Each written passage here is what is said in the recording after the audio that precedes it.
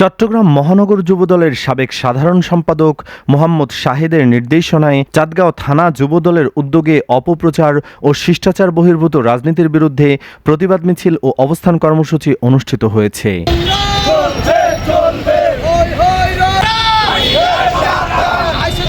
কর্মসূচিতে নেতৃত্ব দেন চট্টগ্রাম মহানগর যুবদলের কৃষি বিষয়ক সম্পাদক নুরুল আমিন।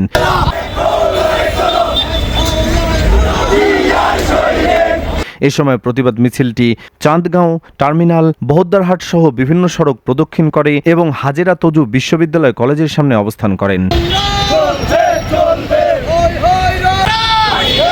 প্রতিবাদ মিছিল ও অবস্থান কর্মসূচিতে উপস্থিত ছিলেন নওশাদ আল জাশেদুর রহমান, হাকিম, সাইফু, রিয়াদ, আমজাদ, নূর হোসেন, ইউনুস, খলিল, মামুন, শাহেদ, জুয়েল, ফরহাদ, পারভেজ, খোকন, রুবেল, হাসান, মিন্টু দাস, সেলিম, সোহেল, ফারুক সহ আরও অনেকে।